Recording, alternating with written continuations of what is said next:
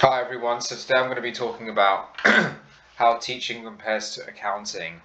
So I've done both. I've been a teacher for a few years in a secondary school, in a grammar school, and I've also been an auditor for 5 years now. Okay, so just a bit of background about me. Who am I? Where have I come from? Well, I initially did a degree in biomedical science at Imperial because I thought it would give me a lot of options in the future, because science degrees, in science degrees, you learn a lot of skills that are applicable to lots of areas of life. I also thought that biomedical science would be a good route into medicine, but thankfully that didn't work out for me, and I'm now done two jobs that I've learned a lot from.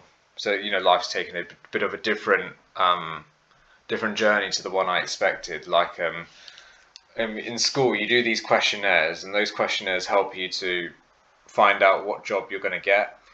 And my one said medicine, so life changes, I think. And I think I don't think there's any more really such a case as a lifelong career for many people. You can. It's all about picking up transferable skills, really. If you know how to, if you've even done a simple menial job like cleaning toilets or being a cleaner, you pick up a lot of skills that you can apply to different areas. You probably have a very good a lot of practical knowledge perhaps, and a lot of common sense, which is important.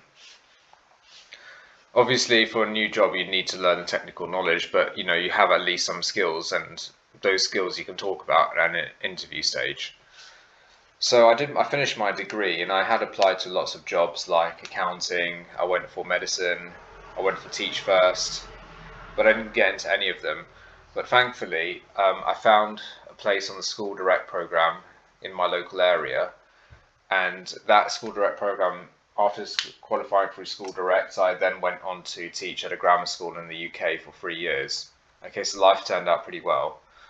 Um, yeah, I was very thankful to have a job at this particular school. I did my placement year there, so I already knew the teachers there. And after I taught for a few years, and I taught maths for a few years, I then ended up becoming an auditor at a top 10 accountancy firm. The firm then merged with another firm and is now in the top five. Okay, so I've moved from quite a medium-sized firm, I'd say, to a much bigger firm. And it was quite a cultural transition, as I'll explain a bit later. The merger happened in 2019, but I think contractually it happened in 2019, but the operation started to merge more, I'd say, from November 19 onwards. Okay, and probably 2020 was our first busy season with the new methodology, with the new firm's approach of doing things. So it was an interesting time, and it was one that I grew a lot in. I mean, I think I've never worked harder in my life. There was a lot of work to do, and it could be quite testing at times, but I'll explain a bit more. So I thought what I would do is, for each career path, I'll go through the pros and the cons, the advantages and disadvantages, and then I'll explain what exactly I've learned from doing them. So let's start off with teaching. So for me, the main pro for me is that I had great mentors and a lot of support. So my main mentor was my head of department, who'd seen me develop as a trainee teacher. She took a lot of time helping me improve, and I felt the department as a whole was very supportive of my progress. Um, Definitely, and I think they had even higher expectations of me than the previous school. But because I think we had similar values, I got on very well with the people there. I think the staff room as well was full of personalities, and there was a lot of repartee. I think what I found in some other schools was that teachers tended to stick in their departments instead of everybody mixing with each other. I think it's more of a healthy environment to have everybody mix with each other. So having a communal staff room is quite helpful for doing this. And there were some really interesting conversations flying around, some a bit too inappropriate to say on YouTube. But there was a lot of joking around, and I think you sort of need that in the career that is teaching, where you're feeling that you have an obligation to help people improve themselves, and that weight of responsibility can be quite trying at times. I think teaching helped me develop significantly as a person and helped me come out of my shell. I'd gone for a degree. I mean, I was quite fairly outgoing, I'd say. I mean, during my A levels, I was probably studying most of the time. I hardly had a social life. University, I mean, first year, I probably had too much of a social life, and then second and third year, I did a lot of work. Um, the university was Imperial was quite an interesting university to go to. I mean, there were lots of international students, but there probably wasn't a real community feel to it, I think. It was a nice university, and there were lots of like-minded people. There were lots of people who were similar to me, I'd say, in terms of approach and demeanor. But I don't think there was that community feel. People sort of went into cliques. So yeah, but I think working and teaching was a bit different. I think we all mixed well together, and there was a lot of repartee in the staff room, and people sort of took an interest in me, which I liked, and I tried to take an interest in other people. And generally, I think I was sort of made to feel a bit like a legend in the school, which was nice. Like my head of department made me feel like a legend, and the students made me feel like a legend. Couldn't tell if they were always if they were making fun of me, but it doesn't matter. I think the holidays were really long though. Were really long, which was good.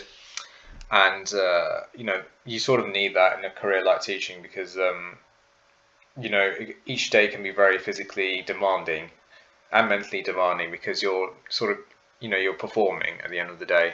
I mean, I think I didn't really change my personality when I was teaching, but having to deal with classroom behavior, controlling the classroom plus delivering the content can be quite difficult. I think the good thing as well is you don't have to sit in silence in front of a computer all day. You can take even during, say, your free periods. Sometimes it's good to go for a walk. You don't have to work constantly through the free periods, definitely. And there are some breaks in the day at least. For me, the con is that if you can be too harsh on yourself, you have to learn how to let go a bit. And I think that was something I needed to learn because I'd gone for quite an intense degree and I've always been geared to getting A stars or first class degrees. So I had to sort of relax a bit. I think even in school, I never really felt the pressure to get really good grades at A level.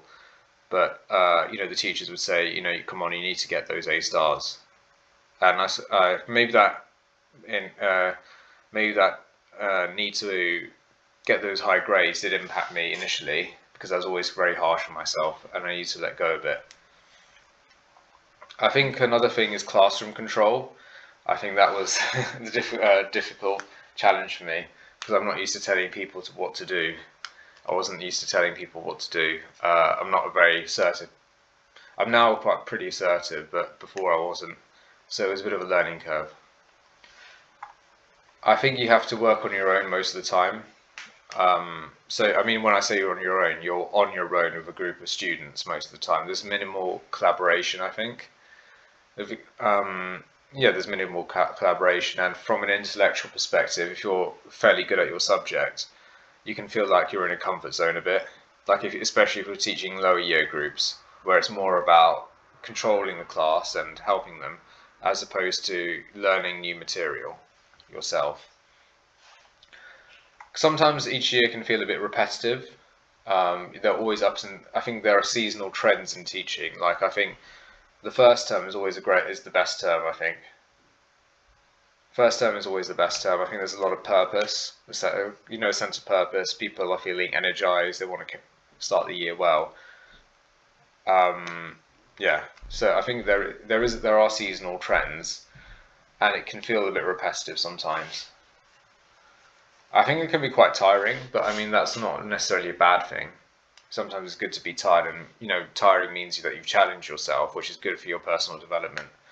But I think one day of teaching is far more tiring than one day of audit.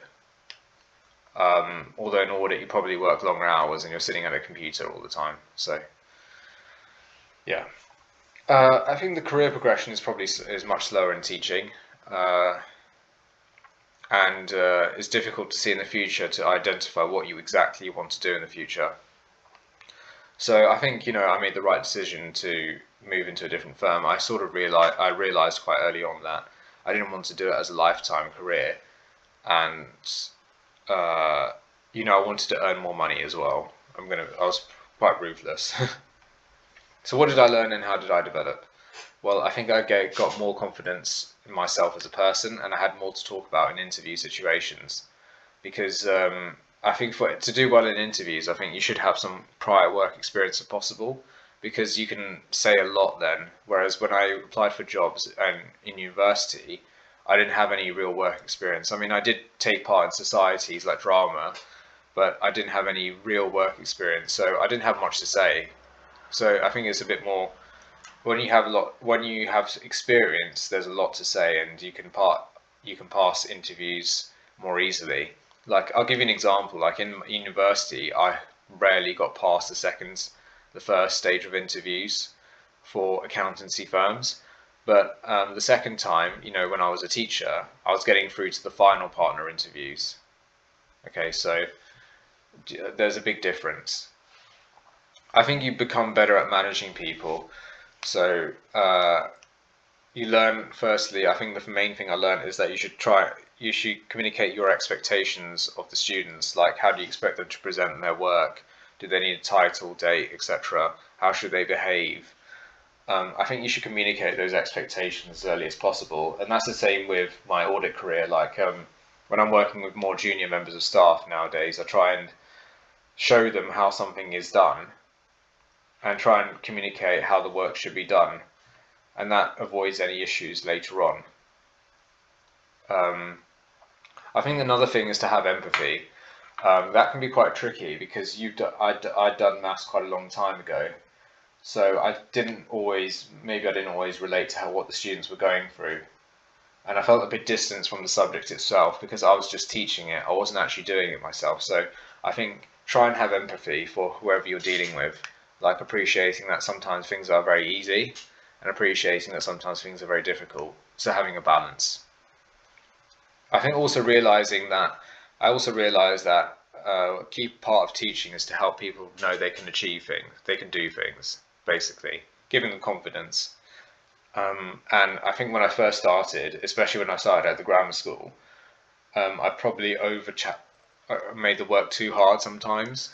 Um, Whereas I think if you make work too hard, and students don't feel they're understanding it, they can they can lose respect very quickly. So it's having a balance, really. I probably have better foresight now as a result of being a teacher, because as a teacher you're thinking ahead as to what can go wrong. Like, for example, you wouldn't give a set of cubes to students at the beginning of a lesson generally because they might chuck them around.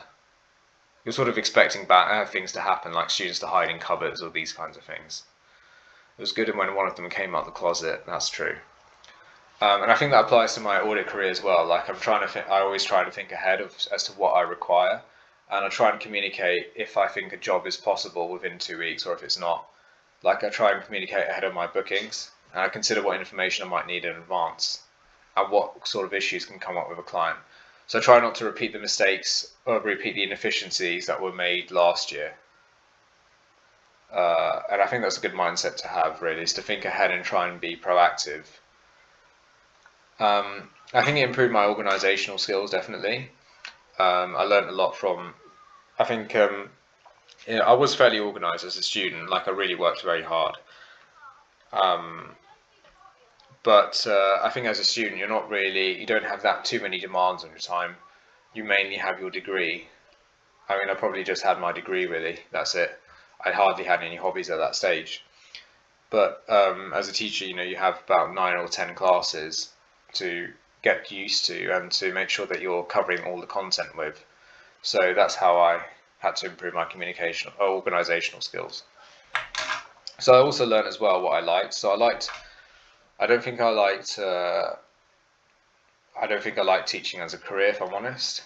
Like I think I like the idea of teaching, but obviously when you do something over a long period of time, it's a bit different. I liked the repartee and the social side definitely. and I sort of it made me change what I looked for in jobs. What I look for in jobs now, which I like to be in firms where they have a very people-based culture, where they have a very supportive culture, and that's what I tend to look for in my future in any job I apply for.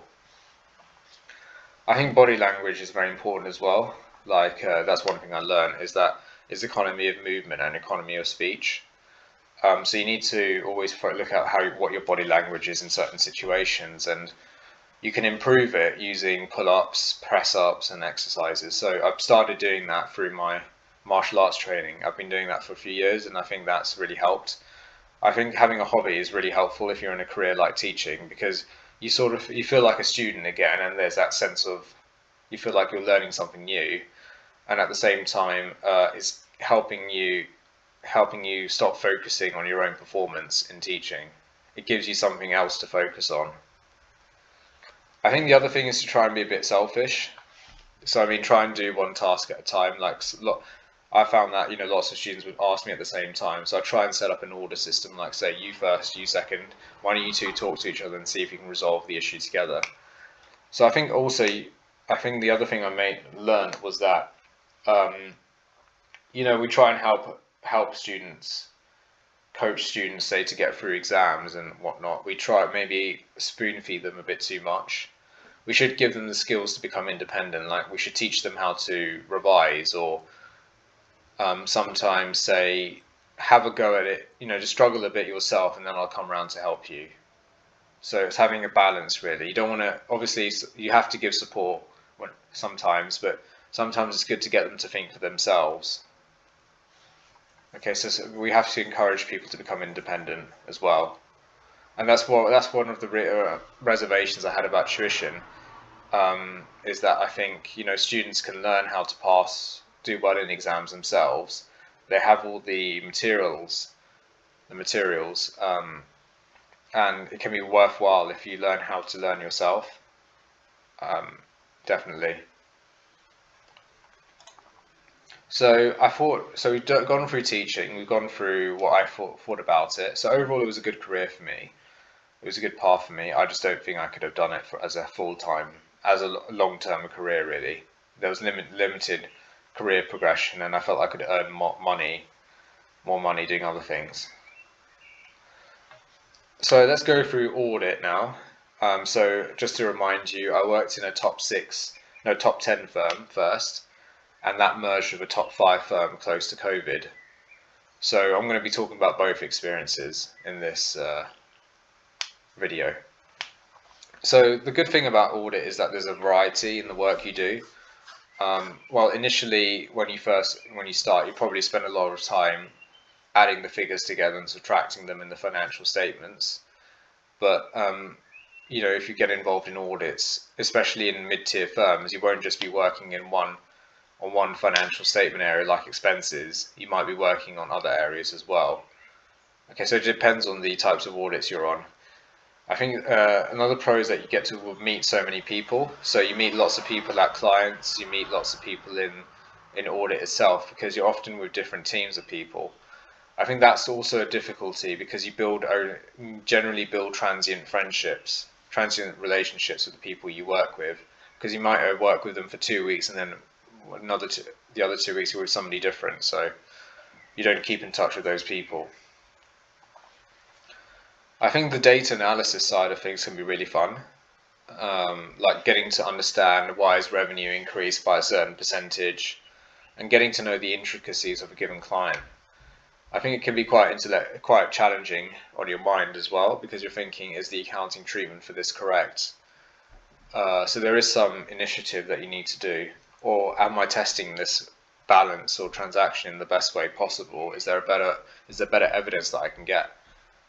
So that can be quite fun.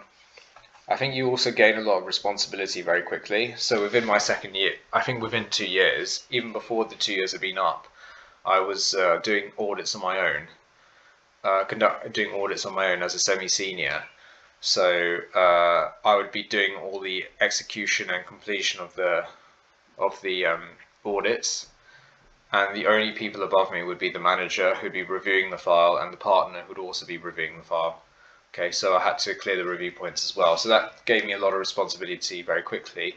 I learned to work efficiently, and that helped me as well when I think my experience there helped me when I'm coaching juniors. I think also a good incentive to pass your exams with audit is that you get paid more as well. So it's nice when you see that pay rise. I think a pro is there's a lot of change. So there are often changes to accounting standards. There are often changes to whole firms as well. Like my firm underwent a merger, and even before I joined, it had gone through a merger as well. So there were two acquisitions within a five-year period, and that's, I guess, the way business is. There's quite high staff turnover, so you always see people leaving, people joining. So you don't always feel you're working with the same people. So that can be a good thing because the good people often leave, and that can be a good thing. I mean, because you meet more people, but it can be a bad thing because obviously the people you've enjoyed working with often leave. I think it doesn't feel as repetitive as teaching, definitely. Even if I'm working from home, it doesn't feel. I never really feel that each day is the same because I'm working on different projects every week or so. You can make really good friends from your audit intake. Most of your audit intake will leave and go on to become an accountant, work in accountancy, work in industry, work in other firms if they feel they can progress quicker. I think for me, as I said before, for the cons, the relationships can be transient, so you don't really get to know people that well. Even if often I found that during COVID especially, because I was part of a bigger firm, most of the communication I had would be about mental health and these kinds of things would be through firm-wide emails, which didn't really sit well with me. I like being talked to individually. I think there are long periods of time where you're working on your own. Like even in the office, it's fairly quiet. I found the office fairly quiet. There isn't that same level of banter because people don't sit in the same places all the time. There's normally a hot desking arrangement. It can be quite unsettling for that reason. So there are long periods where you're working on your own. The hours can be quite long, and depending on which engagements you're on and how much time the managers booked you to the engagement. So the hours can be long. I think audit firms have a reputation for being understaffed. So not having the correct number of people at the senior level or the assistant manager level or even above. So that's always an issue they're trying to address. They've even told, I think the firm I was at even told clients they were understaffed, so it must be an issue. And I think that's possibly why you have to work longer hours, but it's also because you often have to juggle multiple clients at the same time. So you'd have to work overtime to get the work done. Another con is that you don't always feel you're contributing to anything, because clients don't like auditors, and you're not really solving problems. Sometimes you feel like you're creating them, but it's a good thing. Audit can be quite compliance based as well. Like the audits are specified by standards, by the own firm's methodology, and also they have a compliance based component. And there's the client asset audits. I mean, I've worked in financial services, so another part you have the statutory audit, but you also have the client money audit, and the client money audit is just basically checking the relevant rules are being complied with. If they haven't, that's an automatic negative opinion, no qualified opinion, which is a bad thing, basically. You need a strong stomach for review points, and the annoying thing about review points is they always come after you've been left the job, when the manager's had time to look through the file, and they'll send an email saying, "Hi, I've raised a few review points," and you'll find that there are 50 or 60, and even within one review point there are hundreds. I think also each year, because audit's very regulated now, and there've been some there's been a lot of negative publicity associated with the profession. So there've been new standards introduced, and that means longer templates and a lot of admin. So the amount of admin and templates you do get longer and longer each year. Maybe that's how auditors are creative, is coming up with all this paperwork. I mean, it's for a reason, I guess. So you don't always feel like it is for a reason. You just feel like you're filling them out just to comply with some rules. Yeah. I think, as I said before, you have to manage lots of clients at once, because especially it depends actually. If you're on 2-week jobs, that can happen because you have a snowball effect where there's unfinished work for the first client, and that passes on to the next client, and that unfinished work goes on top of the next client, etc. It can be quite horrible. But I mean, I think you should communicate if you feel that you're being pulled in too many directions, if you feel you're being overworked, if you feel that you're mentally exhausted. Well, firms say they care about well-being, so by communicating that, you're helping them comply with their policy of caring about your well-being and mental health. I felt in the smaller firm, like I felt I had more of an identity, but in the bigger firm, I felt that I was sometimes anonymous. I felt sometimes anonymous and just seen as a resource, really.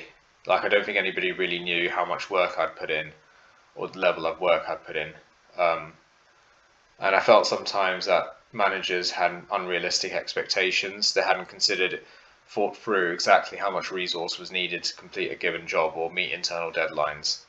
So I felt there was a huge weight on my back sometimes for reasons that weren't my fault. So I think if you feel that way, you should communicate immediately, which I didn't do. But that's something I've learned.